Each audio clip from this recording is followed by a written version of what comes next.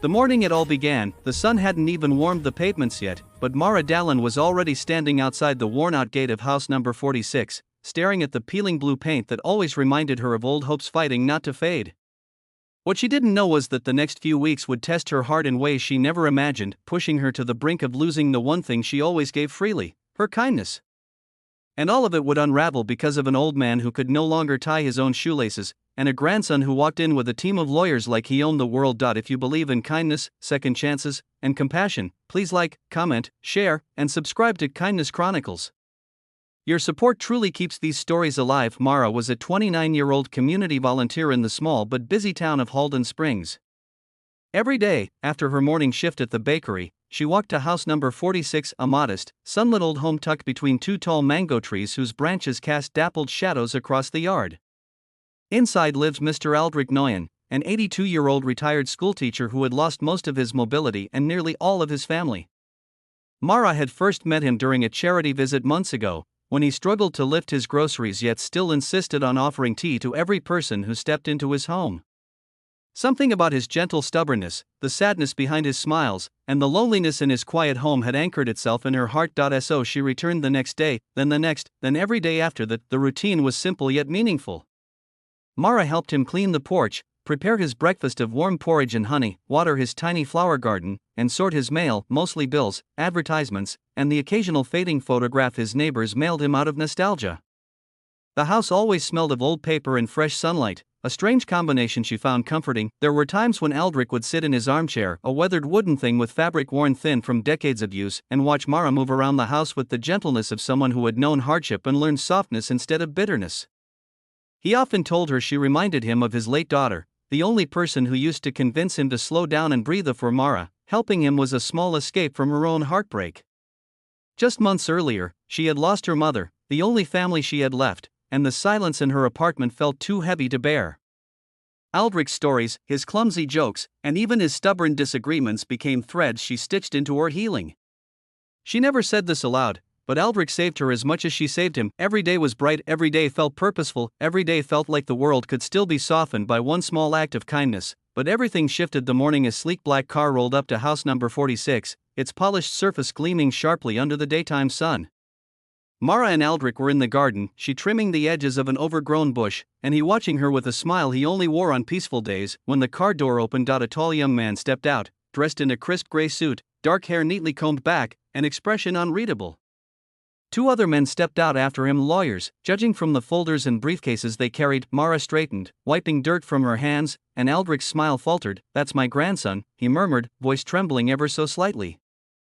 Lorian Noyen walked toward them with long, purposeful strides, the kind that made the air feel thinner. He didn't greet Mara. He didn't hug his grandfather. He simply stopped in front of Aldrich with a strained, formal politeness. "Grandfather," he said. "We need to talk." Mara felt something tighten in her chest. She excused herself to the porch, giving them space, but the voices still drifted through the open window. "It's unsafe for you to stay here alone," Lorian said firmly. "The property needs assessment. The lawyers will help transition everything." "Transition what?" Aldrich snapped. "This is my home. It's outdated. It's not practical. And you're not self-sufficient anymore. I have Mara." Those three words hung in the air, simple, honest, and unexpectedly heavy. There was a long silence, then the pointed sound of papers sliding out of a folder. "Mara is not family," Lorian replied sharply. "We cannot rely on strangers." Mara's throat tightened. She stepped back, heart pounding. She wasn't eavesdropping intentionally, she just couldn't move. Couldn't breathe. "I want her here," Aldrich insisted. "She helps me. She cares." "That's exactly why I'm here," Lorian said. "Because I don't know her. Because she could be taking advantage of you for all I know. She is the only one who hasn't taken anything from me." The lawyers murmured quietly among themselves, shuffling documents like vultures rearranging feathers. Aldrich raised his voice. "Lorian, listen to me. You're signing new caretaking agreements," Lorian cut in. "Effective immediately." When the lawyers entered the house to begin their assessment, Mara slipped away quietly, her eyes burning. She didn't want Aldrich to see her shaken. She didn't want to hear any more of the cold logic that painted her kindness as something suspicious, something dangerous, but as she reached the gate, Aldrich called out to her, voice strained and desperate, "Mara, don't go. Please." She turned. He was gripping the porch railing for balance, breath shallow but fierce, his eyes pleading. For a moment, she felt every instinct telling her to run back to him, to stay, to help him fight whatever storm had arrived wearing a suit, but she also saw Lorien standing behind him, arms crossed, eyes narrowing as if calculating risks and motives. "I'll come back tomorrow," Mara said softly. "I promise." Aldrich nodded weakly, yet when tomorrow came, everything unraveled deeper. Lorien had installed new caregivers, professionally trained, uniformed, expressionless. They didn't let Mara inside. They didn't even let her near the porch. They spoke as if reading from a policy manual. "Mr. Nguyen is under new supervision. He must avoid emotional strain. Visits require family approval."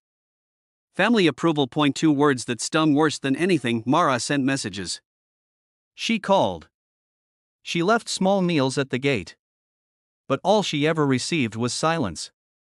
The house that once glowed warmly in the daytime now felt distant, guarded. Cold days turned into a week. A week turned into a month. Mara tried convincing herself that Aldrich was probably okay, that maybe the professional caregivers were doing their job well. But deep down, she kept remembering the fear in Aldrich's voice, the way he clung to the idea of her return like it was the last thread holding something inside him together. Everything finally broke the day she found Aldrich's favorite garden pot shattered near the gate. He loved that pot. He had placed it by the walkway every morning to welcome the daylight, as he once told her. Seeing it broken felt wrong, like something inside the home had cracked as well. Unable to ignore her instincts, Mara decided she needed answers. She walked to Lorien's corporate office, a large, glass-front building downtown, palms sweaty, heart racing. She wasn't here to fight. She just wanted to know the truth. When she entered the office lobby, she was surprised to see Lorien coming down the stairs, looking far more exhausted than the confident man she had seen that day in the garden. His suit was wrinkled, his tie loosened, eyes shadowed as if he hadn't slept. "What are you doing here?" he asked. "I want to know how Aldrich is," she said simply. "Please." Lorien exhaled, rubbed his forehead, and for the first time looked less like a man with lawyers and more like a grandson carrying too many regrets. "That's why I'm here," he said quietly. "To talk to you." He led her to a small meeting room where sunlight filtered through large windows. He didn't sit, just leaned against the table, fingers tapping anxiously. "My grandfather," he began, voice thinning. "He's been refusing meals.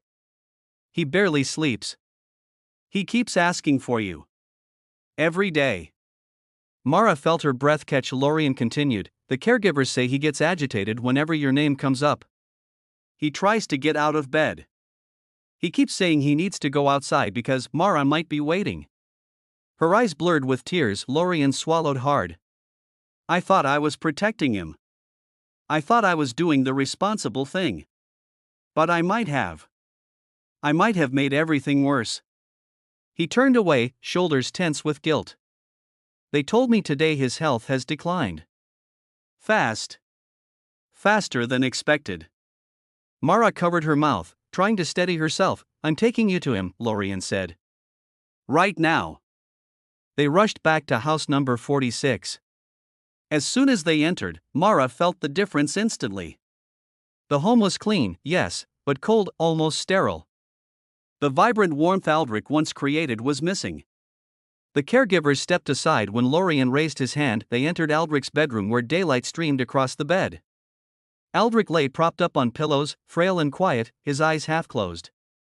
But the moment he sensed movement beside him, he turned his head. "Mara," he whispered, voice breaking. She rushed to his side, holding his hand, tears falling freely. "I'm here.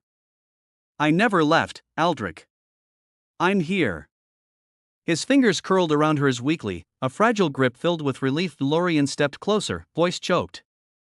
"Grandfather. I'm sorry. I didn't understand. I didn't see what she meant to you." Aldrich's gaze softened. He lifted his hand toward Lorien, barely managing to touch his wrist. "Family isn't always blood," he murmured. "Sometimes, it's kindness." Lorien lowered his head, emotions breaking through the armor he always wore.